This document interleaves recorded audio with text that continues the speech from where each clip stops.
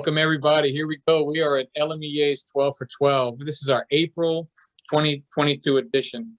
And none other than the one and only Mickey Smith Jr. here for our one-on-one rap session. Mickey, how's it going, brother? How's life in Florida nowadays that you up and left us over here in Louisiana, man? Hey, I left the Bayou State for the Sunshine State, but I'm still in the go. same state of mind, man. It's all about music and it's about doing it right. I appreciate it, man. Thanks for what all y'all are doing, man.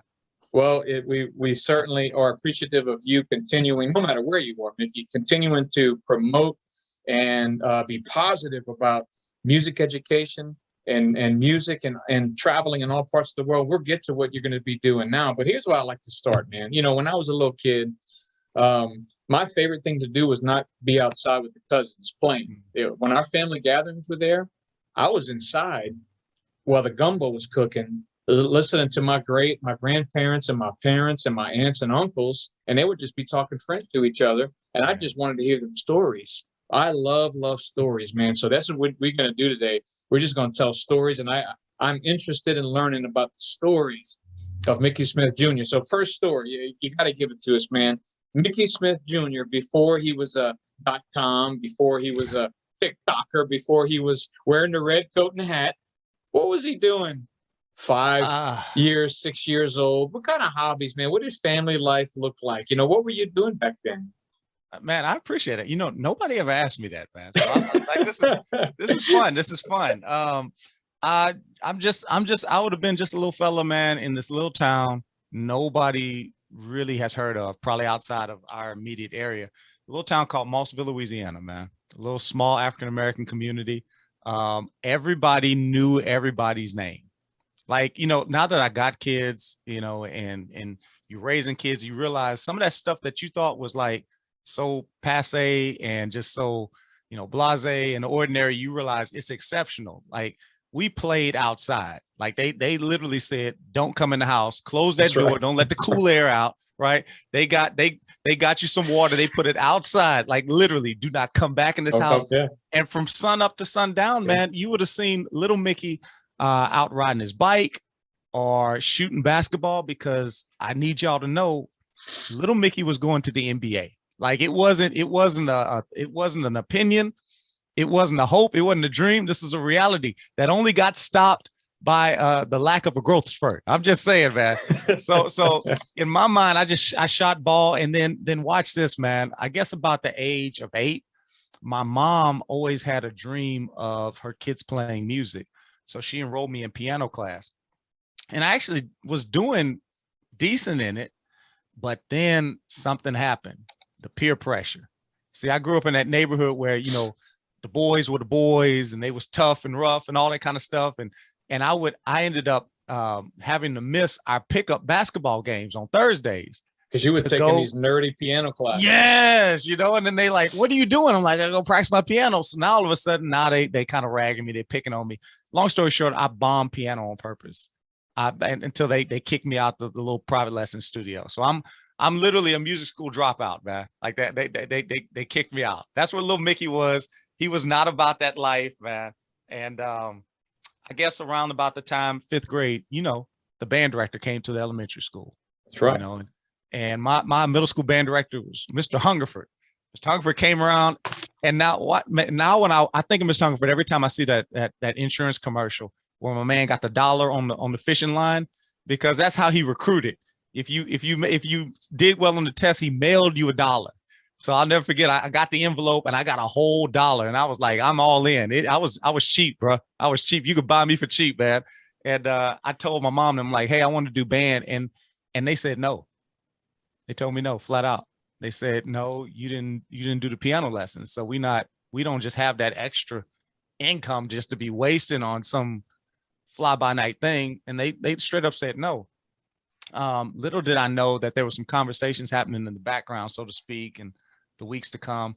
My best friend Leroy Blunt across the street joined band, and man, when Leroy joined, I was like, I gotta be in band. My friend joined, and the conversations got a little strong. I didn't know it until the point where my grandmother went out on her own and just bought a saxophone. Now, the thing about my grandma is, man, Brent, you'd have to know that was the last person I would have thought would have bought a saxophone, because if I cut her grass, and I did in the summers, and I picked figs and picked pears and you did everything. You had no vacation. But when I cut her grass with the push lawnmower, she'd say, here's $1.25. You had a raise. Yeah. And she put like that little raspy voice. I'm like, you can keep that little 25. She put some sass on it. I'm like, $1.25. Like my friends was getting like 40, $40. And you, like, what is this? Like, what is, and if you ask for a stick of gum, man, look, Yeah. I'm gonna go for some effect right now. I don't know if they can hear. You go for the stick of gum, she say. That's right.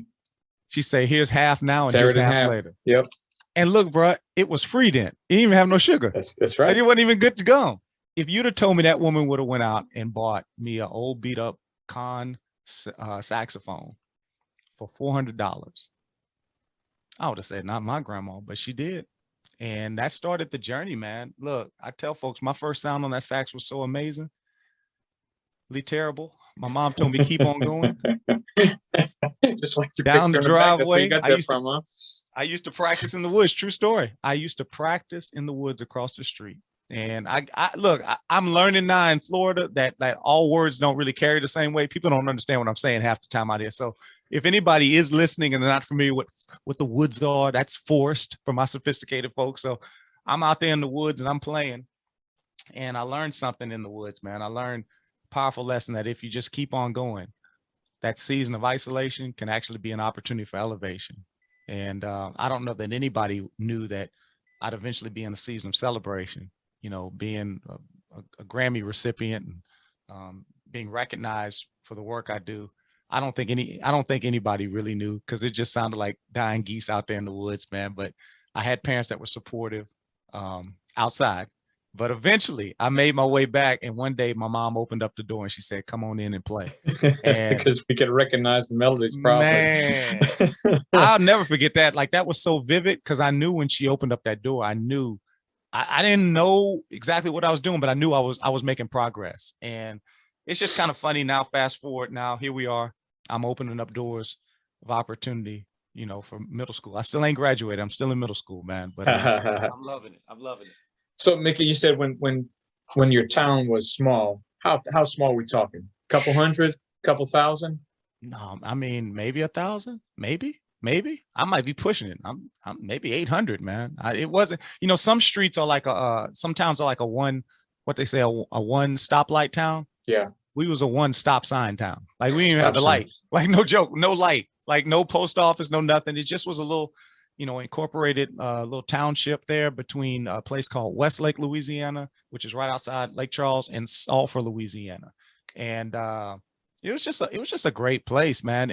But it's not there anymore. They built a chemical plant, and the expansion of the plant required that everybody be removed and that everything was bulldozed. So if you go there, you can't really see where Mickey, so to speak, little Mickey, hung out and rode his bike, or my house is gone, the school is gone. Wow. It's almost like what I'd imagine if they dropped the bomb, when they dropped the bomb in Hiroshima or Nagasaki. I would imagine that type of devastation. We literally, on the last days that you were able to physically go in there, we could stand where my house was and we could literally see 10 square miles away at this other plant. So it was just, for folks that may be hearing that and going, oh yeah, my community changed too.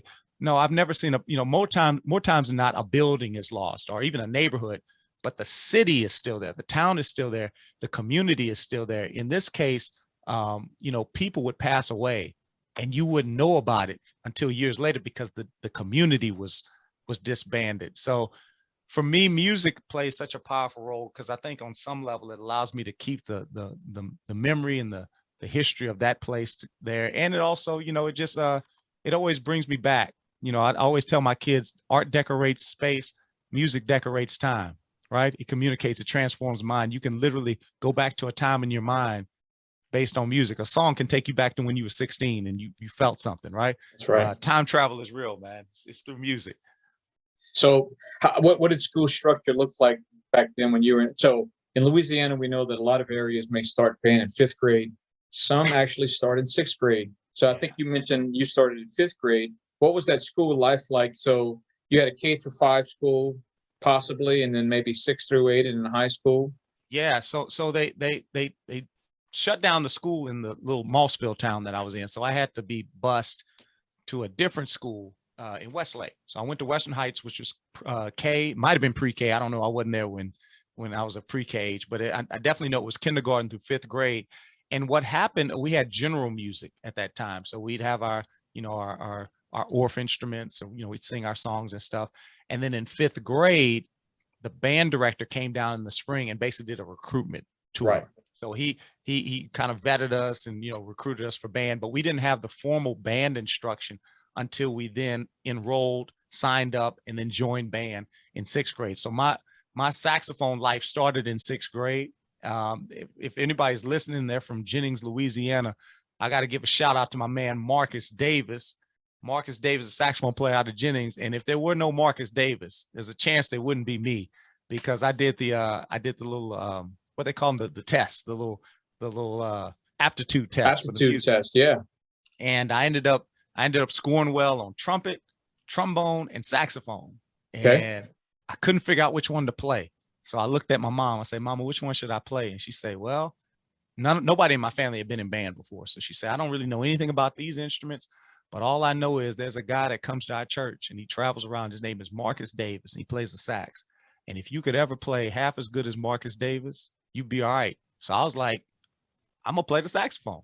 And that's why I got started. And it wasn't the best sound at first, but I just always felt like it was something about it. And I soon progressed. Our middle school experience was an interesting one. You know, we had a lot of fun. We learned maybe more wrong notes than right notes, but it was fun. It was fun. And then I got to high school and I had a phenomenal experience. Now, where was your high school experience at? Oh, at Westlake High School. Westlake High School. Under Jay Ecker. And Jay is, for those who are listening, Hall of Fame, Louisiana music educator. Incredible. Look, Jay messed a bunch of us up, man, because Jay was out here. I'm gonna say Jay was a false prophet, man. Jay was out here preaching and teaching that I didn't realize every band director wasn't like Jay. I just assumed that every band director in the world had incredible fire and passion about what they did on the podium. And then they could just pick up their instrument and just shred. They could just kill it. I just figured everybody was. I didn't understand that for a majority of band directors, you know, they're not as active professionally as musicians. So growing up, I just saw Jay as a master on the bass, upright bass, funk bass, great jazz clinician, great concert tactician, just great theory pedagogue, man. I mean, he could talk music circles around anybody. So when I'm in there, I'm just loving it. He kind of took me under his wing, introduced me to jazz in a formal way. I had a natural gift. I had a good ear for music, but he helped show me how to really make that thing work, and helped me along my way, man. I served as drum major in high school, section leader in high school, made honor band, and then secured a scholarship. But I mean, Jay, I look back on it now and people like, man, you know, where do you get a lot of this from? And I have to give honor and credit where credit's due. There's so much I saw professionally from Jay. He even got my first gig, man. It may have been illegal. I don't know. Like I was 16 and we was out on the Riverboat Casino, man. We just was playing. I don't think that was legal. Yeah. I look back on it now and I'm like, wait a minute. I think we broke some laws, man. But we had a good time, man. You know, that's why I love these story times, man. These one-on-one, these opportunities like this where you get to hear people just talk from the heart. You know, you mentioned family members. I teach beginning band, middle school band, and a lot of these students will say, "I don't know if my family can afford it." Yeah. And my conversation to them is, well, that's not for you to decide. You don't know what your family is doing on the side for you to be in something as positive as this. They will do whatever they can to make sure you're doing something positive. And you just mentioned grandma, right? Yeah. You didn't know that she was going to, she didn't even know that she would do it, but they made it happen. So the influences are in our life, right, Mickey? They can go back as far as a non-musical person, like a family member that you remember so fondly, grandma. And then, you know, it always seems to go back to that first band director, no matter how professional, you know, you mentioned that word fun. Yeah. Imagine if that director wasn't about fun. They didn't make it fun for you. What did that high school experience, what would that have looked like? You know, we don't know that, right? And then you mentioned high school director. Many times our most fondest memories happen in high school, Yeah. the trips that we take, the relationships that we foster, the friends that we make for life, right? Man, what a great story so far of hearing just those different tracks of influences in your life from the beginning to make you who you Yeah. are right now. I mean, no person's an island, I realized that, especially, you know, being fortunate to receive the Grammy, because with that award, I can't tell you how many students reach back out. Mm. I can't tell you. And it's so interesting. I counted it a blessing because, we're living in a time right now where there's a lot of divisiveness. We're living in a time right now where lives are being lost, at varying rates, due to pandemic. But one of the most tragic things, and I heard an individual say this, is that especially when COVID started coming about, that many people lost that one opportunity. For so many people, sometimes the funeral is the one time where the significance of their life is realized and people give tribute, they give honor. And for a spell, man, we couldn't have gatherings. We couldn't have those memorial services. And I say all that to say, for me, in a strange way, the Grammy experience, one of the greatest rewards from the award was it gave people an excuse to reach out.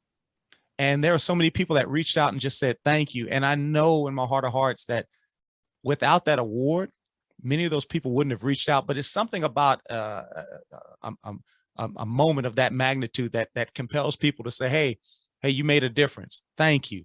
And as a human being, because we all just humanity on display, I got to tell you that blessed my heart more than anything, because as teachers, we oftentimes don't know the impact we're making. So for that person that's listening today, I need you to understand, from my own experience, you make a significant impact more than you realize. Some of the things we do, the weight of it won't be revealed until years later. Some things we do, the weight of it won't be revealed until eternity is on it, right? Like it just takes the time. It's almost like we're planting seed.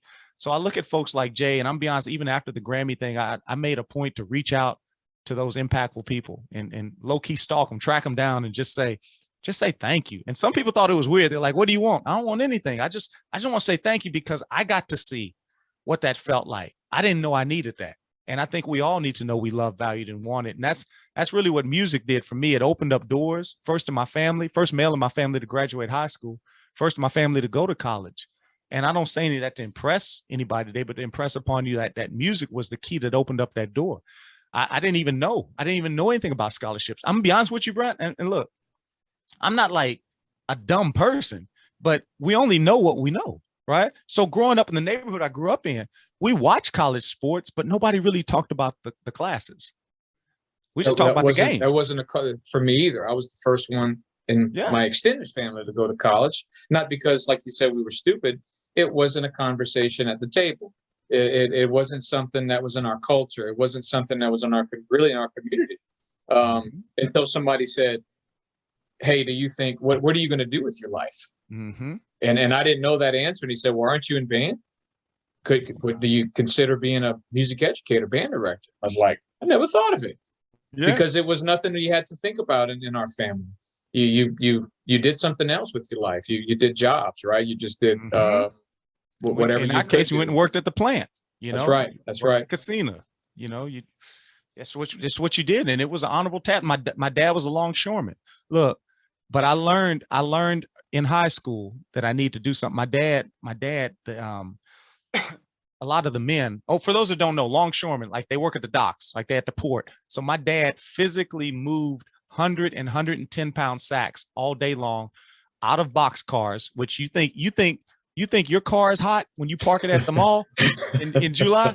I need you to understand, like the train box car that's made out of metal has been sitting there for a month.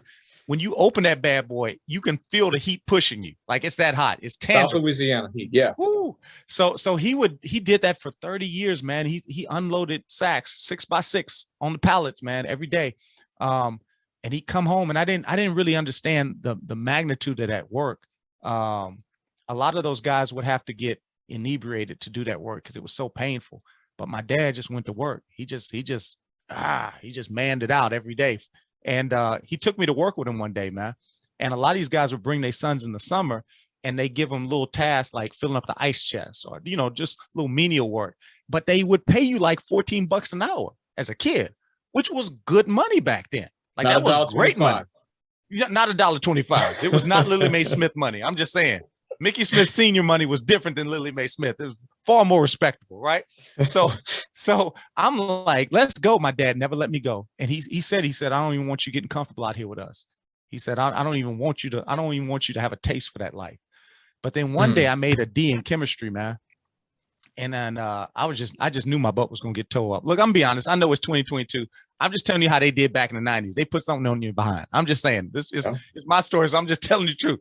That we got the corporal. It wasn't abusive, but it was enough to wake you behind up. So I said, okay, daddy about to. Whew. But you know what? He came home. He saw the D, told me it was unacceptable, but never said another word, man. So I'm like, okay, I won. But I didn't feel like I won, Brett. Like I felt like I was like sleeping one eye open. Like I didn't feel quite like a winner, right? And weeks went by, he never said anything about it. So I'm like, dang, that was easy. Okay. So next thing I know, my dad is like, hey, what you doing tomorrow? I say, nothing. He's like, you want to come to work with me? I was like, let's go. I'm gonna make this money, man. Go fill up this ice chest.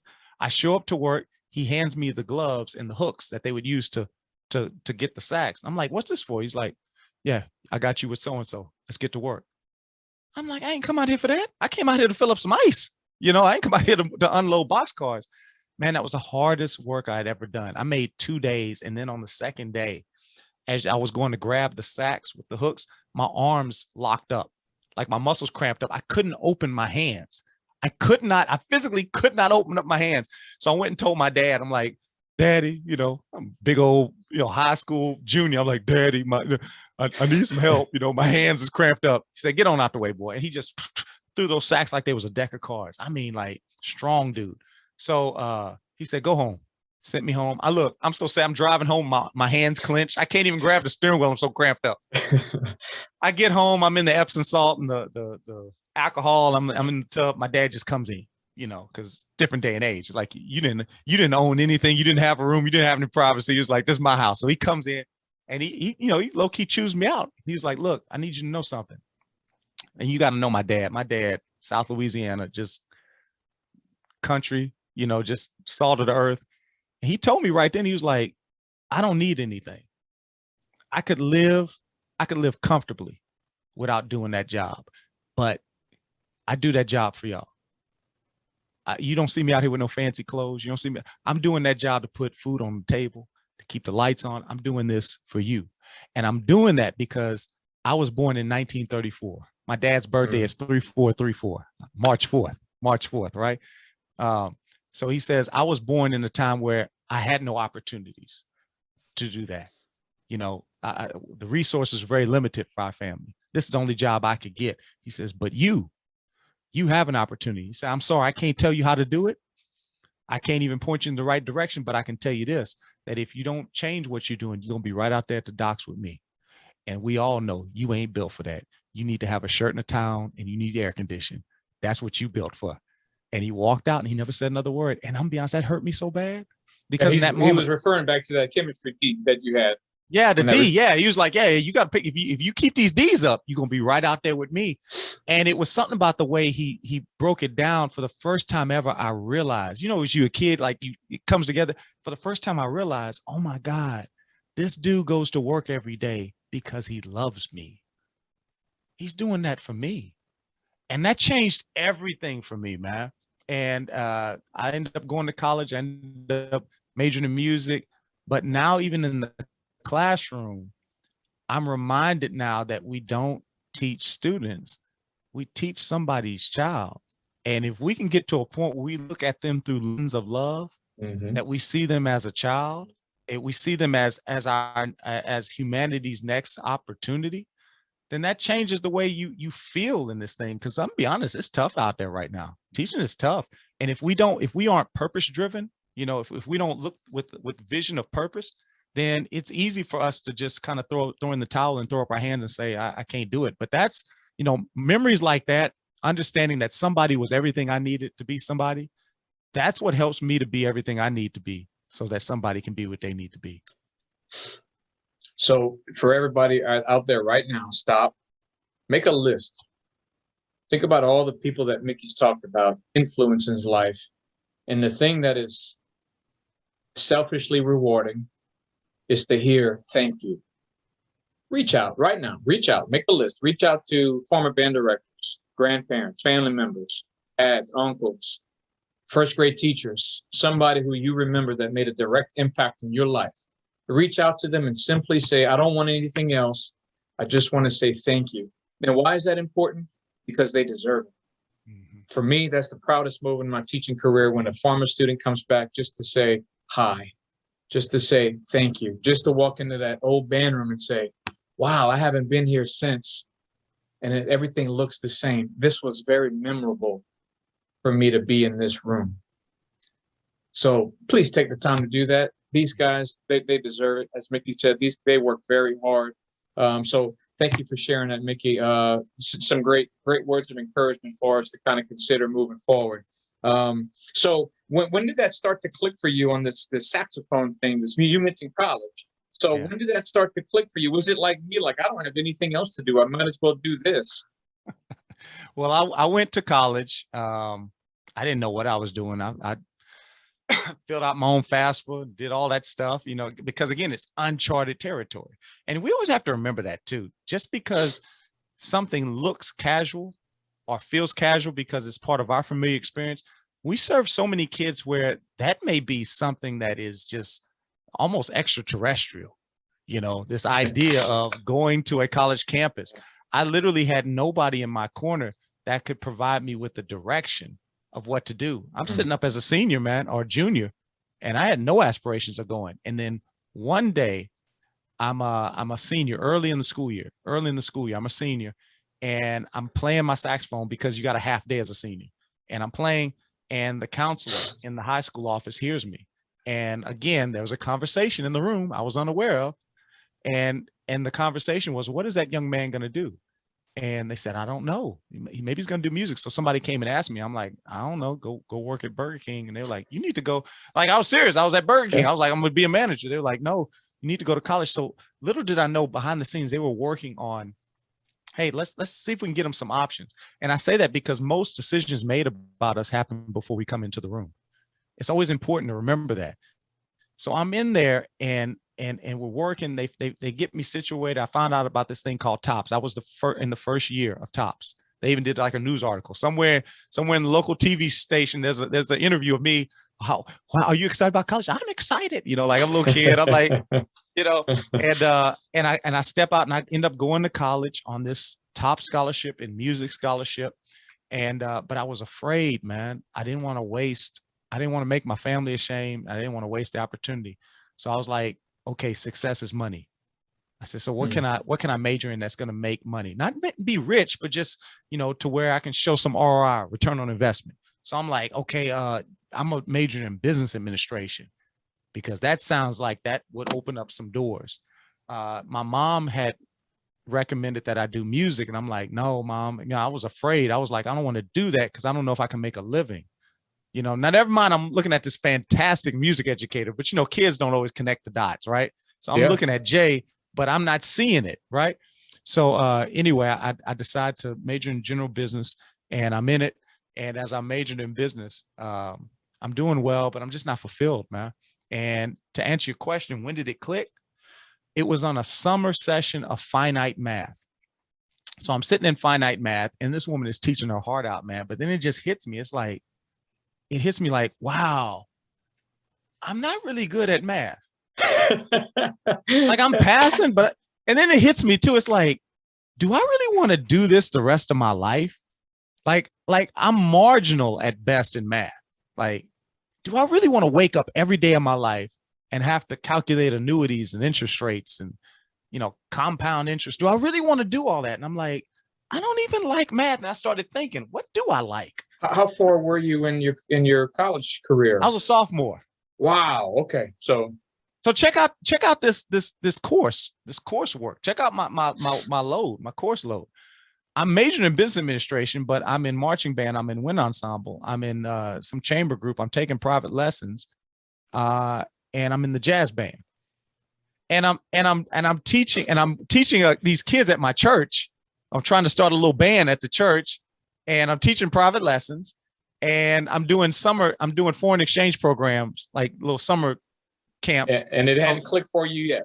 Hadn't clicked, and then it hit me in finite math. I like music, and I like working with kids. I'm a music teacher, dummy. Yeah, it just hit me like that. So I got up in the middle of finite math. I walked out. Woman was in the middle of her lecture, by the way, totally rude. I feel bad now. Like you say, we should say thank you. I should say I'm sorry. I wish I knew that woman's name. I'd send her a letter and go, I'm sorry. You were teaching the life out of this lesson. And I just got up and walked out in the middle of it. And I went and changed my major, and I haven't worked a day since. Because I love what I do, man. Man, my 8-year-old girl, my youngest of 3, you mentioned I want to be a music teacher. She says I want to be a singer when I grow up, and I want to be a teacher, but not a music teacher, Mickey. She wants to be a singer and a teacher, but not a music teacher. Yeah, it's crazy. Hey, but something happened. After I started teaching, my first year was at Maplewood Middle School in Sulphur, Louisiana. Yep. Got hit by the Twisted Sisters, Hurricane Katrina, Hurricane Rita, right? So we ended up moving, taught in East Texas for a while, and built a program there from about 30 kids to about 300 in 2 years. I was teacher of the year. They were building a new band hall. I'm saying all that to say it was a wonderful opportunity, attractive, but something compelled me to come back home. So I came back home. People told me I was crazy. They were like, "You left Texas? They building your new band hall?" I said, "Yeah, but I didn't really have any input on it. It's blah blah blah." And I'm like, "But my parents are getting older. I just feel like I'm supposed to be here for this season." They're like, "Dude, you're crazy." I come back to Maplewood, little dingy little band hall, 30 kids. I'm teaching my heart out. We're building up the numbers. Next thing I know, the school board member comes up to me. He's like, "Hey, we're thinking about building a band hall." He's like, "We weren't initially, but we see the development. Do you have any ideas?" And I'm telling you this because in college, I had to talk about going to your calling. I left finite math where I just didn't really feel compelled and called and purpose. And I get into music ed, and I'm just on fire, man. I'm not saying I was 4.0, but I had enthusiasm. I might have 2.8, maybe a 3.2, but I had enthusiasm to make up for it. And I'm loving it. And there was this one project where we had to design our own music program, band hall, from the top to finish. And I'm pretty gifted in art, so I was torn. I even thought about going to school for art, and I put everything into this project, man. So much, in fact, that the professor kept my assignment and told us, he was like, nobody ever got anything more than a B on this assignment. I got an A. I got a 96. It's the highest grade he ever gave. He keeps it in his file cabinet. I know this because former students now are majoring in music, and he now shows them my assignment from the Stone Ages, and they come back like, "Mr. Smith, that dude still has your assignment from 1812. Like, son, it wasn't 1812, but anyway. So anyway, I say that to say when we finished the assignment, he hands it to me. He says, "Hold on to this. You'll never know when you'll need it." So when that school board member came up, I showed him my document. He was like, "Oh, this is pretty hefty." He's like, "I'm gonna just send the architects to you." So architects come by, I show them my assignment, and man, they start Xing out their plans and they replace it with my plans. So for the longest at Maplewood, I literally sat in my dream. Few band directors actually get to have any input on their band hall. I literally got to design mine. And because of that, there were certain things I had in it. I wanted big windows so it didn't feel it was closed in. And I wanted just certain little things, but more than anything, it had my signature on it. And I think that even if you don't get an opportunity to design your own, each of us has an opportunity to put a signature on our teaching. I'm telling you that because I left a situation, folks told me I was crazy, and we built something that was impressive. Not just impressive as a partaker or bystander, but as a participant. And I say that because you talked about saying the value of thank you. A few years back, man, I got to be honest with you. I literally sat down to write my letter of resignation. Literally. I was so just despondent and I didn't feel like anything was happening. But before I tell you that, I need you to understand that you don't realize things aren't always what they look like. My grandmother would always tell me, go in the kitchen and get a pocketbook. And again, whoever's listening, that's South Louisiana for purse. That's purse. So grandma would say, go get your pocketbook. And I would walk in there and I look, because you got to remember, I'm on the Nintendo, I'm shooting basketball, and she bothering me, right? She bothering me with these shenanigans, right? Yeah, you're trying to get to level 4 of Mario or something like that. Yeah. So she like go find this pocketbook. I go in there and I look, and you know, it ain't in there. I ain't see it. So I walk back and she said, "Where my pocketbook?" I say, "It ain't in there." She said, "Little boy, if I get up," okay, you feel me. We come from the same cloth. Oh, She said, "Little absolutely. boy, if I get up and I go in that kitchen and I find that pocketbook, it's gonna be me and you." Yeah. And do you know what would happen? She'd get up with her rheumatoid arthritis and she'd hobble on in there and she would find that pocketbook. I said, "What kind of witchcraft is this woman Instantly. working with?" Instantly. And it got me to realize that you can be looking but not see, right? Because if we don't have the focus, and if we're distracted, if we don't have the perspective, we miss it. And for me, I'm telling y'all today, take a look again for the first time. Look at your situations, but look with eyes of gratitude. There was a little girl that walked in my class one day, and she was usually the first person, but on this day, she was the last person to walk in the class, which was odd, man.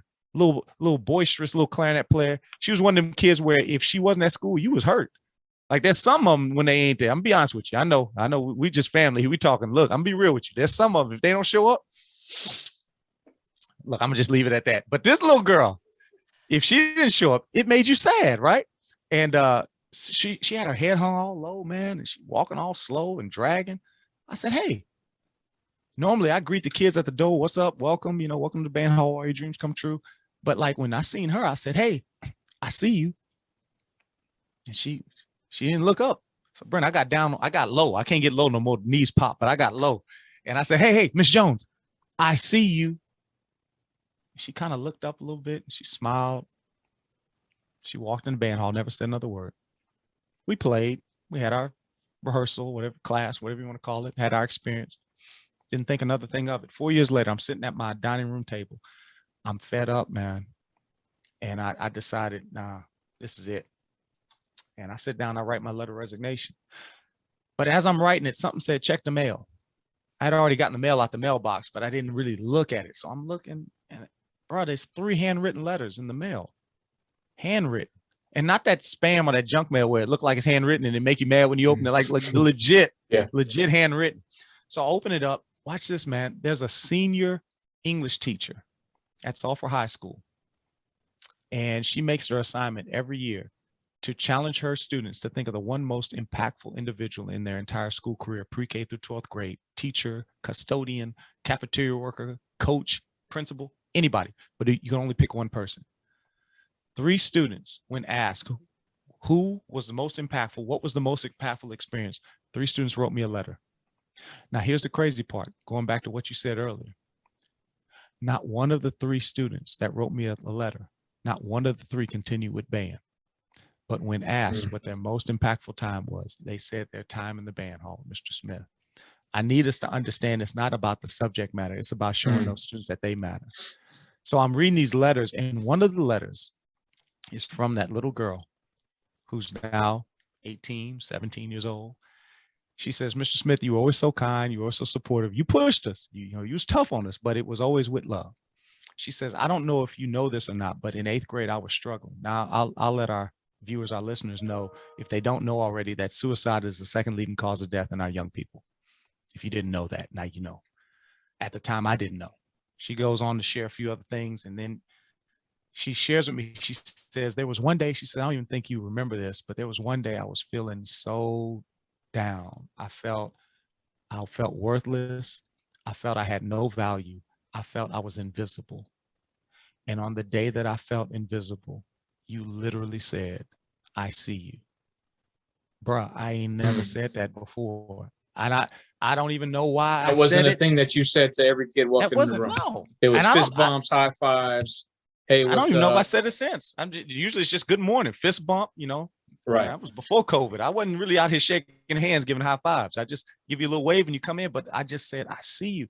She said that stuck with me so strong that even in high school, when I'd have those thoughts that, oh, nobody would miss me, I don't really matter. She said, nope, there is one person. Mr. Smith said, "I see you." What felt like a casual moment was a phenomenal moment. And I'm be honest, I cried all over that letter, man. I'm be honest, I cried, and I tore up my letter of resignation. And I shared that with a group, and one woman came up, she was in tears. She was like, "Man, Mickey, that's amazing." And I'm like, "Oh yeah." She said, "But I don't think you really get it." I said, "What you mean?" She says, the most amazing thing about that story is that when that little girl was at her lowest, your words were everything she needed to keep on going. Little did you know that 4 years later, when you'd be at your lowest, her words would come back to be everything I you was needed just thinking that, man. to Absolutely. keep on going. And then fast forward, I'm at the Grammys and I'm holding Alicia Keys' hand. And she says to me, we need you. The very words I needed to hear when I was sitting at that dining room table, when I thought this don't really matter. And it's one of those things. I don't take that moment lightly. I believe that now in this season, as I continue to travel and encourage educators, my mission is simple, to let educators know that we need them, to let them know that they are significant, and that their significance is what I call their sound.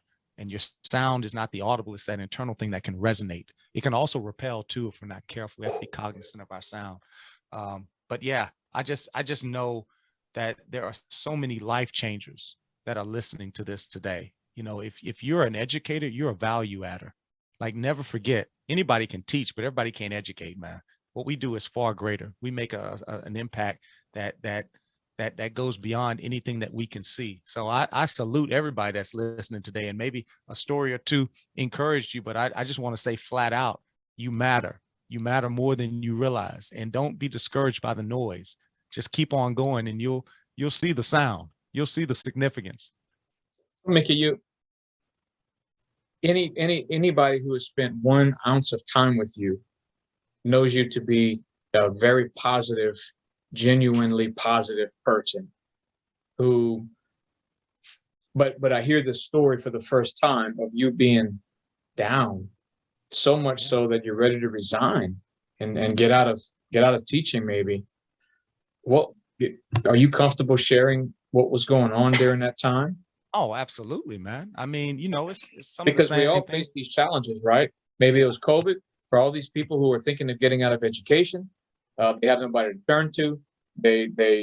Um, they just feel down, right? They feel depressed. They don't know all the things that our job requires. It can be heavy and too much, and summer is not going to save us. No. So what was it about that, man, that at that time you were just ready to put pen to paper and say, I'm done? Yeah. Oh, I look, I got to commit that to memory. Summer's not gonna save us. That's a hashtag right there, baby. I mean, that's the next webinar series. Right there. I'm just saying. No, for me, it was a few things. Lack of respect for the profession. My grandmother used to always say, teaching is a noble profession. She saw it through with the eyes of nobility. And a lot of times you feel like, sometimes you feel like you marginalized. Sometimes you feel like you're not really being treated as a professional. You got all these degrees, and it can be disheartening sometimes when you see what people maybe with less education are doing, and maybe what they're making. The pay definitely hurt. As a, I don't even know if it's politically correct to say, but as we say, head of household. In my case, I just felt like, man, I got to do something to bring in a little bit more finance, to our situation. As my kids get older, it was becoming frustrating. Also too, just maybe at the time, a lack of professional development. I'd kind of run out of what I knew, and I was getting to that point where I was getting frustrated. But thank goodness for folks like Dr. Quincy Hilliard. Big shout out to Doc. He hosted this summer series, and I started going to that. Yes. His summer did save me, man. And Yeah. it kind of opened my eyes. But at the time, I was like, I don't even know what to do. I can't get my band sounding better. I'm frustrated.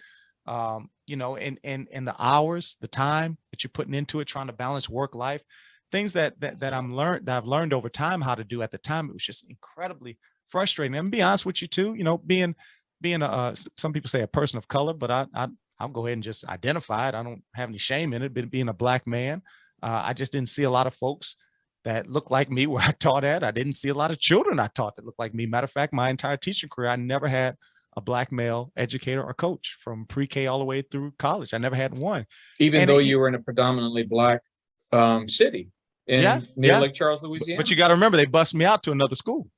Okay. So at that school, there wasn't anybody there. So I never had anybody. And coincidentally, before they shut the school down at the original place I was at, I didn't have any Black teachers. I think there were some that were there, but in my kindergarten and first grade, where I did attend, it was 2 white female teachers, wonderful teachers. Big shout out, Miss Coco. Big shout out, Miss Ferguson.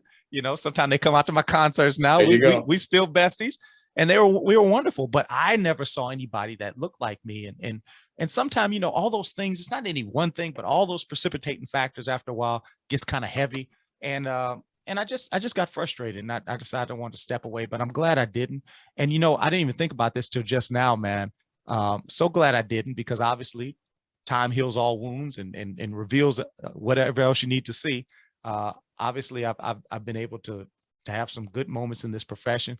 And coincidentally, before I went to go receive the Grammy, one thing I didn't think about, you'll appreciate this. I was watching KLFY, Yeah. and they showed the first baby born in Louisiana, man.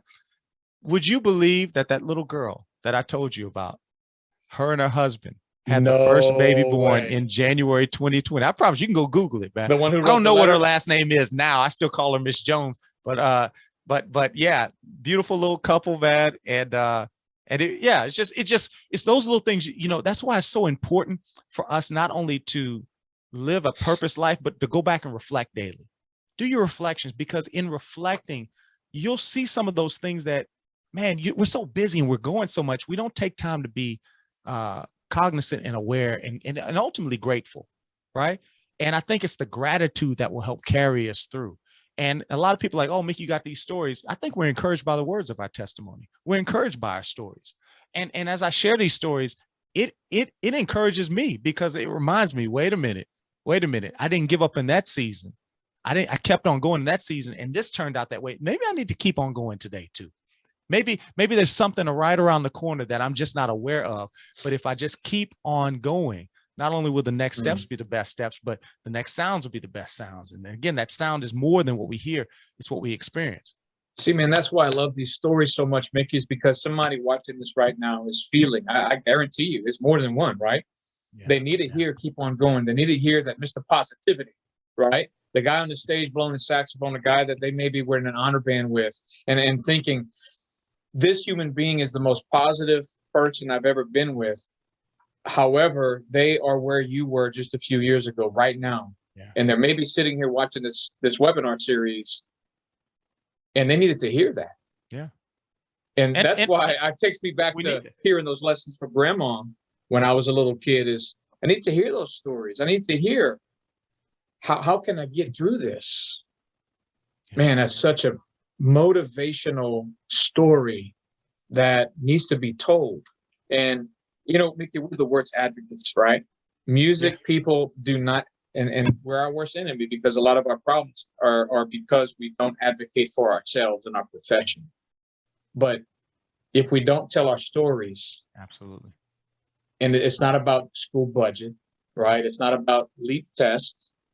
It's about telling our stories, which will make the most difference. You know, I'm going back and thinking about, you know, you mentioned, you know, yeah, I taught in East Texas. I went back to Maplewood. You mentioned these small programs that you built.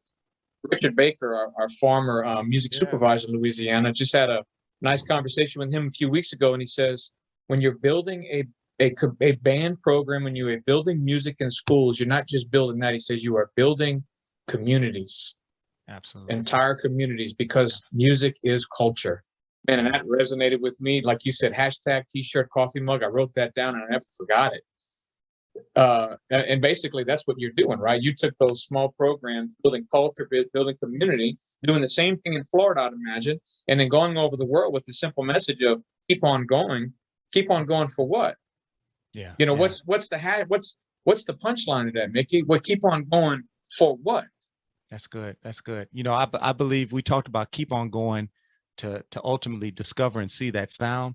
But I think ultimately it's about creating a legacy song. I want people to think about, what are the lyrics of your life? You know, I'm you know, folks, I keep going back to the Grammy thing. Sometimes you see something, but you're looking, but you're not really seeing. The Grammy situation was probably one of the most painful times of my life. Just being honest with you. In a 12-month span, I laid to rest 7 family members and friends. Right. So I'm sharing that. Can you remind us what year the Grammy award was? 2020. So midst of COVID, right? Right before COVID. My experience was probably one of the last full-fledged experience before the world changed altogether. But, you know, it got me to thinking, you go to so many funerals and you realize the power of the eulogy. you realize that somebody's life is capsulated on one page or in a 5-minute speech. And it gets you to thinking, when that time comes, what will they say? What will they say? What will the life be? What would life be said about? And I want to challenge folks to think about your legacy song, because your legacy song will then drive, it creates the vision for your band program, for your life, and that vision that you create for your program, because you can't have anything without vision. The vision, it affords the opportunity for intentionality. You can't be intentional if you're not on purpose, if you don't have vision. From vision comes intentionality. From intentionality comes consistency. That's when you start seeing the trophies wrap around the room. The trophies don't come first. The individual comes first, right? And before the individual comes their vision that they have. So what does that mean? I believe it comes down to XYZ. Okay. When I talk about an XYZ statement, X marks the spot. When I think about this, I always challenge people to think about, what is your X? Now in Louisiana, we sportsman's paradise. So we know how to put a scope on something, right? We go dunk hunting, you put the scope on that bad boy. That intersection allows you to create a target. And a lot of people, you ask a question, what do you want? They can't tell you. Doesn't make them bad people, but I'd say the vast majority of people out here can't really tell you what it is they want. They can tell you what the byproduct is. They can tell you the residuals but they can't tell you at the core of it what it is you want. And I'm saying that because if you can find where your gift and your passion is, now you found something powerful. I believe you found your sound. And there's a lot of people out there that they got passion, but they ain't got the gift. I see a lot of choirs out there, especially at the Christmas choir or that Sunday morning. They got, Brent, you know what I'm talking about. That's look, right. Folks that's listening, they laughing. If you ain't laughing, it might be you. Look, I'm saying they got passion, but they ain't got no gift. That's yeah, right. my grandma say joyful noise, right? But then you got some folks like Celine Dion or Whitney Houston. They got the passion and the gift, right? Amen. Yes. So will you show me a great educator? I'm gonna show you somebody like a Jay Ecker. I'm gonna show you somebody that's gifted, right? They got the theory, got the pedagogy, got all the intangibles, but they also have that passion. They got that fire. They got the fire. And also the one who's willing to do the work, right? Willing to do the work, yeah. There was an educational guru, Principal Kafele. He's a tough fella, man. I would have never had the guts to say this to a crowd, but my man was talking to some teachers and they were experiencing some burnout, and there's some other things that went into this. You'd have to hear the totality of it, but for my listeners out there, my man looked at this group. He was like, "How y'all gonna be burnt out and y'all was never on fire?" And I was like, "Ooh, that's tough. That's tough. It cuts." But in the totality of what he was saying, it was the perfect statement to really shake people up and get them to think.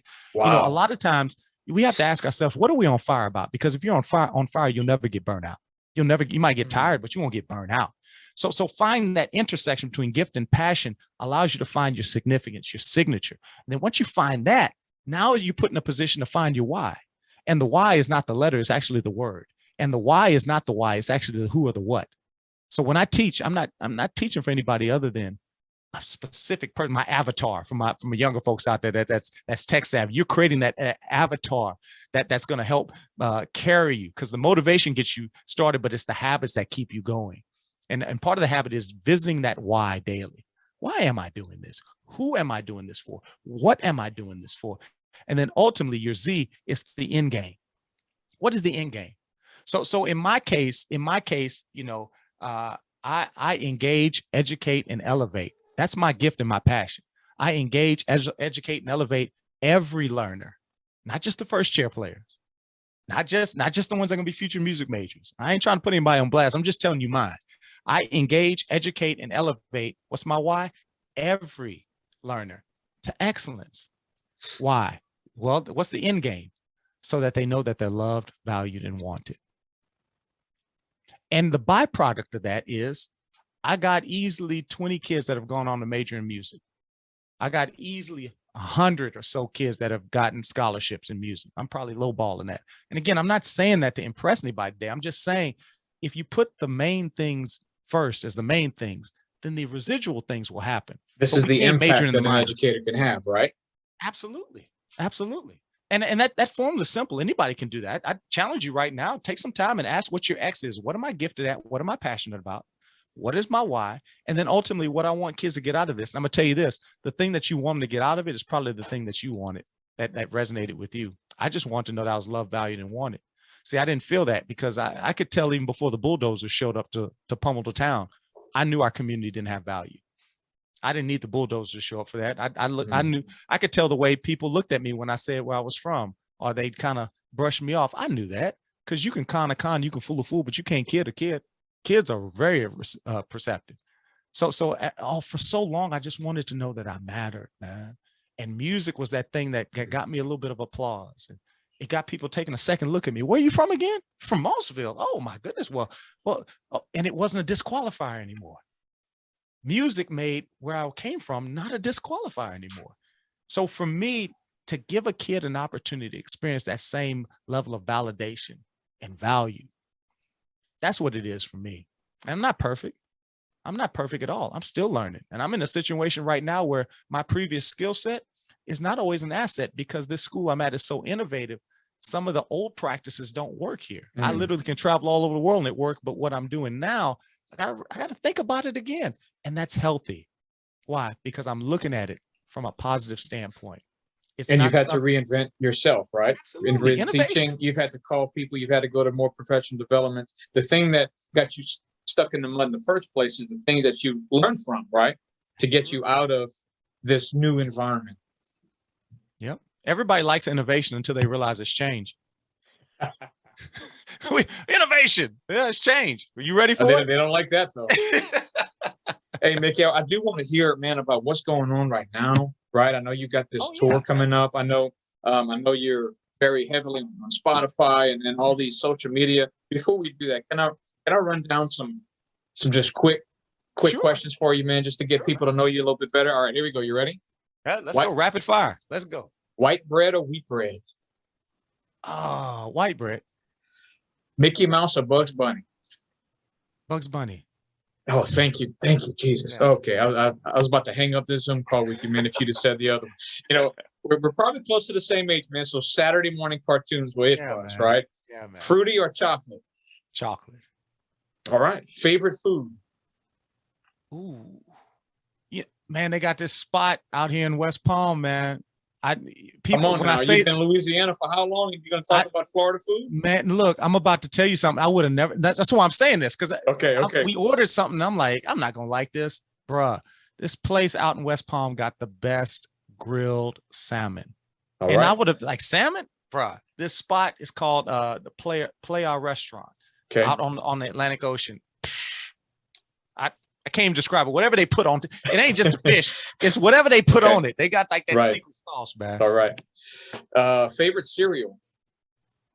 Oh, that's tough. I change it up all the time. Look, if I'm gonna eat cereal, I'm not healthy. If I'm doing it all wrong. So I'm probably going honeycomb, because that thing ain't got no nutritional value. Just straight sugar. Just straight sugar. Okay. So you're not like 1,000 grams of wheat. Yeah. No. if we gonna take a loss, we gonna take a loss, man. We gonna get to the #1 draft pick. We gonna lose. We gonna tank. Favorite candy bar? Favorite candy bar? Snickers. Okay. Not saxophone. Favorite musical instrument? Oh, acoustic guitar. Okay. Classic car or new car?